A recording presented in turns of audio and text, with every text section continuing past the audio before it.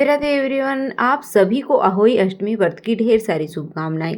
आज की वीडियो में हम अहोई अष्टमी व्रत की पूजा के लिए किस किस सामग्री की आवश्यकता होती है वह जानने वाले हैं। अहोई अष्टमी का व्रत इस बार 13 अक्टूबर 2025 दिन सोमवार को रखा जा रहा है। तो चलिए जानते हैं कि हमें क्या क्या पूजा सामग्री चाहिए होती है।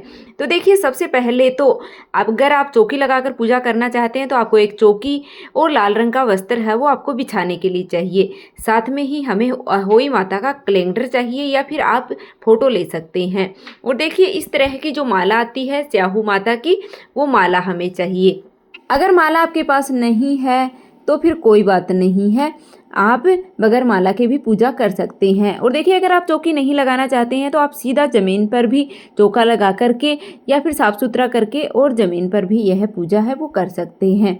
तो देखिए, यह जो माला होती है वो जो महिला सबसे पहले व्रत रखती है घर की, वह बनवाती है। फिर जब भी बच्चों की शादी होती है तो इसमें दो दो मोती हैं वो डालते हैं। जब घर में लड़के की शादी होती है, मतलब कि वंशवृद्धि होती है, उसके बाद में जब बच्चे होते हैं तो उनके लिए भी दो दो मोती हैं वो इनमें डलवाए जाते हैं। तो इस तरह से ये माला है वो बड़ी होती जाती है।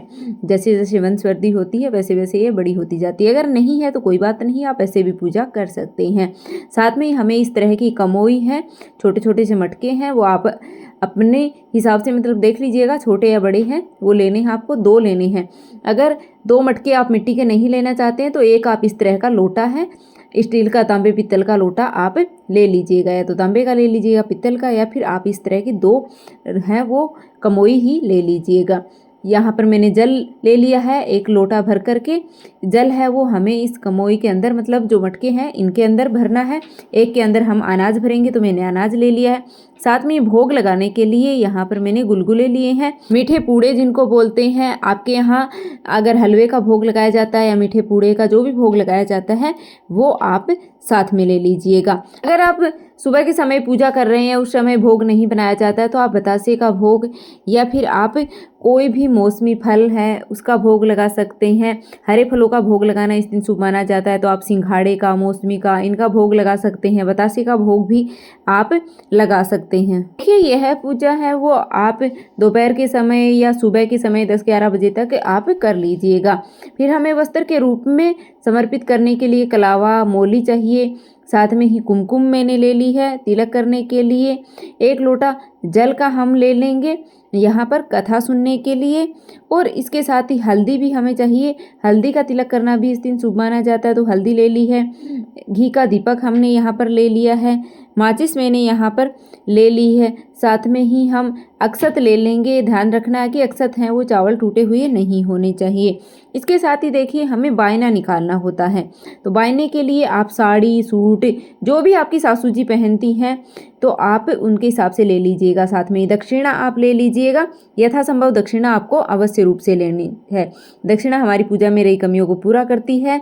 तो बायने में आप साड़ी, सूट वगैरह या फिर इसके ऊपर 16 श्रृंगार की सामग्री या 5-7 या फिर 2 सामग्री, अगर आप ज़्यादा नहीं कर पाते हैं तो आप बिंदी, मेहंदी वगैरह है वो आप बायने के ऊपर रख सकते हैं। इसके साथ ही माता को अर्पित करने के लिए यहाँ पर मैंने चुनरी ली है माता को उठाने के लिए। अगर आपके पास चुनरी नहीं है तो कोई बात नहीं, आप कलावा भी समर्पित कर दीजिएगा। तो यह संपूर्ण जो सामग्री है वो हमें अहोई अष्टमी व्रत की पूजा के लिए लेनी होती है। और देखिए, आप अपनी क्षेत्र की मान्यता के अनुसार अगर कोई सामग्री है वो कम या फिर ज़्यादा ली जाती है तो आप वह भी ले लीजिएगा। बाकी नॉर्मल जो चीज़ें हैं वो यही होती हैं। इसमें कम ज़्यादा आप अपनी क्षेत्र की, अपने परिवार की मान्यता के अनुसार आप कर सकते हैं। अहोई अष्टमी की पूजा विधि और कथा की वीडियो भी आपको इसी चैनल पर उपलब्ध करा दी गई है। तो आपने अभी तक इस चैनल को सब्सक्राइब नहीं किया तो प्लीज़ चैनल को सब्सक्राइब कर लेना।